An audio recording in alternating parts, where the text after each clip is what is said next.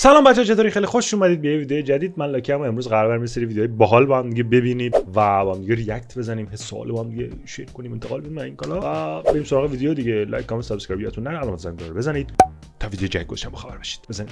Is that BTS behind you? Yeah, that's BTS behind. Oh my god, they're my favorite! Helped me in my life.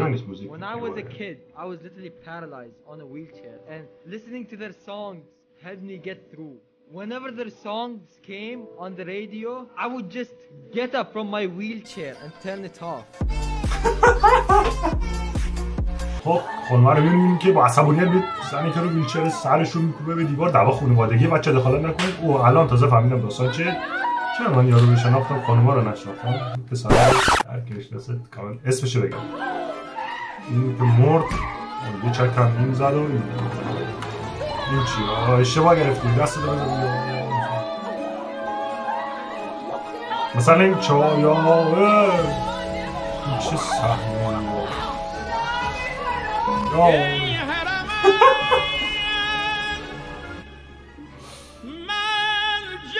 شفا بگه فیلم های چیز خیلی شفا زیاد بخواه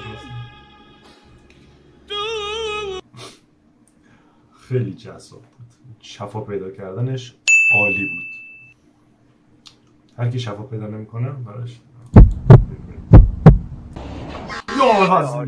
بزنه. آقای هاشمی چی جوری این میمو درست میکنه؟ هاشمی را میخواستم. تا هاشمی هستی؟ آقای هاشمی کیه؟ ما هاشمی نداریم اینجا. خب یک ساعت ما رسول کردی بگو اشتباه گرفتی دیگه. کارگر افغانی. بله یه دعوا میبینیم بین دو تا برادر میاد اصلا رو داره هموش بزنه یا اول تیر نهایی رو تو سر زد. تیر اصلی اونجا بود که رها شد و خورد به بازیکن اصلی. با برادر خود، یعنی به برادر خود با که نمیشه به برادر خود احترام بگذارید. احترام. نوشته که اسکایپ فیلتر شده، آی مسیج هم قطع، تلگرام و اینستاگرام هم که فیلتر شده و این اتفاق خیلی جالبه. من خودم خیلی این فکت دوست داشتم. این فکت توی دانستنیه. ببین قبلا وارد یوتیوب بعد میشدم و فیلتر شکنم رو روشن میکردم، خواستم برام اینستاگرام بعد قطع میکردم قبل این اتفاق. وارد تلگرام میشدم بعد روشن میکردم. الان دیگه صبح بیدار میشی اینترنت رو میزنی بعدش فیلتر شکن روشن میکنی تا آخر شب و قطعش هم نمیکنی. چرا؟ تلگرام فیلتره، اینستاگرام فیلتره، یوتیوب فیلتره، توییتر، توییچ همه جا فیلتره. یعنی تو دیگه میدونی، اذیت نمیشی، روشن میکنی، میری به سمت موفقیت. خب چه قراره از آن به زبان فارسی یاد بگیریم. خدا بزرگتر از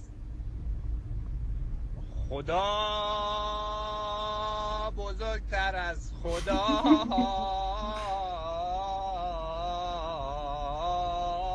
بزرگتر از بچه براتون یه داف آوردم میخوایم ببینیمش. چه ادیده موسیقی داره که هی میری پاشه لیریکاتو بالا پای میکنی رو ریل میری بامبت میاد ادو از فار ادو تنگا رو در نیا برا من داشت. این حرکتش یه خودی فول بودی برام بیشتر از این ادامه ندیم. رپگاد فوش ایرانی. این بازی راستا میتونید داداش کارمانه تو میگم.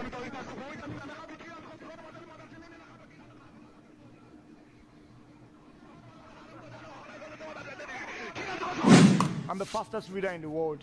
I read 1679 pages.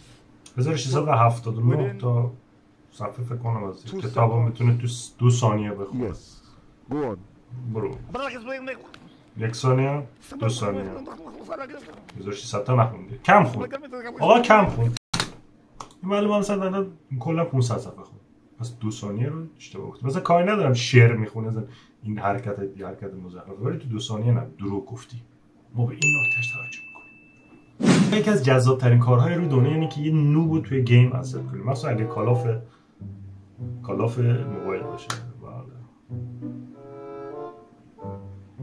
بله برش میگه که your back پشتیان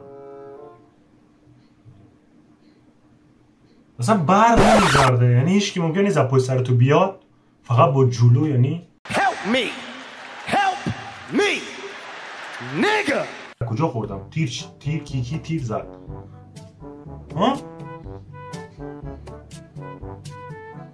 هنوز بر نگشته. دقیقاً 45 دقیقه دارم قسمت نگاه میکنم. حالا میگم هندزفری نداریم، ولی وقتی یه خارجیه میاد ایران $1.83 باید پول چی بهمون میدن؟ وقتی میای ایران همه چی بهت میدن با $1.83.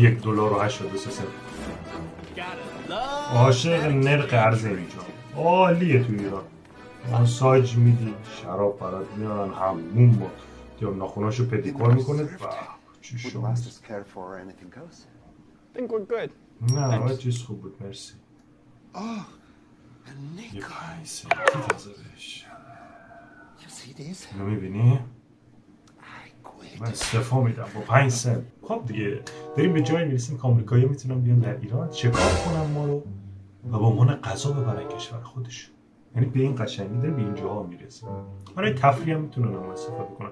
اسلحه‌ای که اونجا میتونن بخرن میان ما تست میکنن که آیا ما چقدر میتونیم چه اسلحه دمیج بیشتری به ما میده. مثلا با اسنایپ بزنن با یه تیر میافتیم، درجا میمیریم، مثلا قلب بزنیم چقدر پاش یا پشت چقدر جر میخوریم. زندگی زیباست. بله 2 تا 1090 سم داریم با هم میبینیم. بله قبلا جانم میگفتی حرفتو بزن. واسه چی سرد شدی؟ باز توهم زدی. قبلا به جونم میگفتی یعنی چی آخه؟ چرا این قهوت شدی؟ خب که چی؟ من دوست دارم. چرا بازی؟ ولی دوست دارم. شهر دو بود. ببین ما به درد هم نمیخوریم، امیدوارم خوشبخت شی. همین من دوست دارم لعنتی. اما ببخشید خدافظ. لعنت به شما ربطی ندارم، من دستمال دارم تو اتاقم.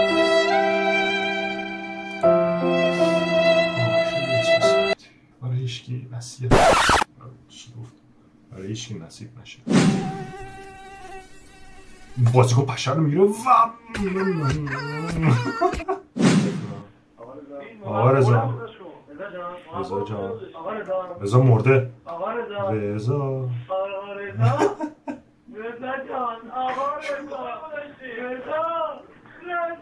رضا اگه زنده بود حالا مرده دیگه، چون ضرباتی که تو منطق زدی ضربه مغزی شده. رضا جان خدا بیامرزه. بسم الله الرحمن الرحیم.